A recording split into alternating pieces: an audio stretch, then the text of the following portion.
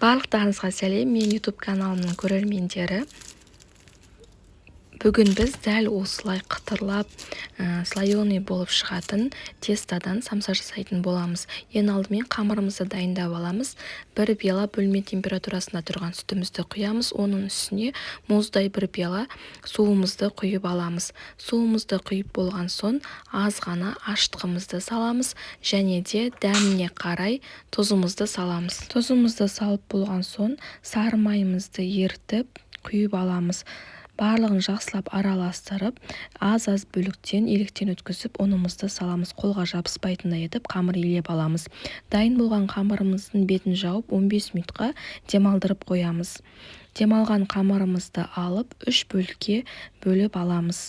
Тура 3 бөлікке бөліп аламыз.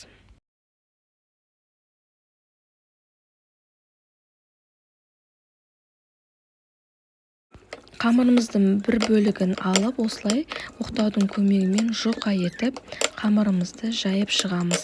Жайып дайындап алған қамырымыздың үстіне бөлме температурасында тұрған сары майды немесе маргаринді алып, жағып шығамыз. Барлық шетіне жеткізіп, тигізіп жағамыз.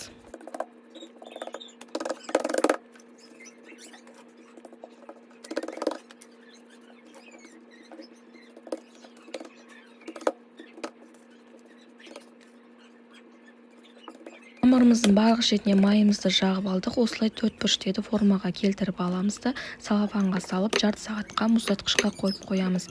Енді екінші қамырымызды алып, осылай оқтаудың көмегімен жұқа қылып өзімізге керекті мөлшерде жайып аламыз. Және жайылған қамырымыздың екі шетін осылай бөгіп, қайтадан ортасын ашып, гармошка қамыр жасап аламыз. Салмасына фарш, пияз, картошка, асқабақ, дәміне қарай тұз, қара бұрыш және сұйық май қосып жасадым. Енді қамырымызды дайындап болған соң, дайын тұрған салмамызды осылай қамырымыздың барлық жеріне салып шығамыз. Салмасын өз қалауларыңызша жасайсыздар. Тура видеода көрсетілгендей етіп, осылай бір бұрыш мен екі бұрышын беттестіріп, екі шетін түйіп қоямыз. Екінші қамырымызды дәл солай жасайтын боламыз. Осылай оқтаудың көмегімен жайып, гармошка қамырымызды жасап аламыз. Және де формасына келтіріп алып, ортасына салмамызды салып, пышақтың көмегімен кесіп, екі шетін бүгіп, беттестіріп, самсамыздың формасын жасайтын боламыз. Сіздерге түсінікті болу үшін тағы бір рет түйіп көрсеттім. Ендігі кезекте пергамент қағазын төсеп, 180 градуста пешімізді қыздырып, 40 минутта пісіріп алатын боламыз. Бетіне жұмыртқаның сарысын жағып, өз қалауларыңызша кунжут немесе мак сеуіп шығатын боламыз. 180 градуста самсамыз қызарғанша пісіріп аламыз. Әркімнің пеші әрқалай болғандықтан әр уақытта пісіретін болады. Және де самсамызды пісіруге жіберіп, екінші жанағы мұздатқышта тұрған қамырымызды алып, оқтаудың көмегімен 4 бұрышты етіп қамырымызды жайып аламыз.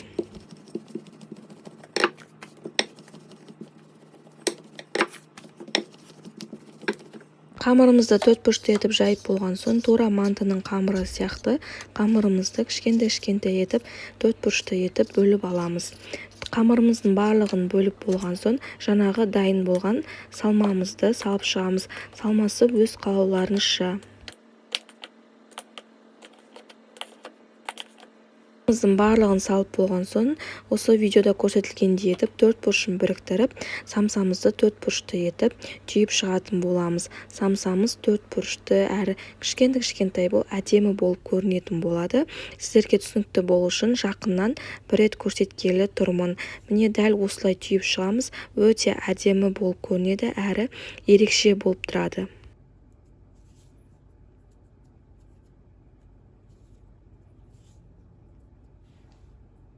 Самсамыздың барлығын түйіп алдық. Енді бетіне жұмыртқаның сарысын жағып, 180 градуста беті қызарғанша пісіретін боламыз. Дәміне қарай өз қалауларыңызша кунжут немесе мак сеуіп шығасыздар және пышақтың көмегімен 2-3 жерін осылай тіліп аламыз. Самсамызды пісіруге жібердік. Ендігі кезекте бірінші самсамыз пісіп шықты. Қазір сіздерге көрсетемін. Не өте әдемі болып шығады, әрі дәмі тура песочный қамырдың самсаның дәмі болады. Ыстық болып тұр. Сіздер де жасап көріңіздер. Бір қамырдан екі түрлі самса жасадық. Екінші самсамыз да пісіп шықты. бұл самсамыз дәл осылай қытыр-қытыр етіп күрт-күрт етіп слоеный болып шықты. Міне өздеріңіз де жасап көріңіздер. Бір түрлі қамырдан, бір түрлі рецепттен екі түрлі самса жасадық, екі түрлі дәмде. Сіздер де жасап өз ойларыңызбен комментарий бөлімінде бөлісіп кетіңіздер. Бізге ас болсын, келесі видеода жолыққанша сау болыңыздар. Сіздер де жасап мені белгілеп кетіңіздер.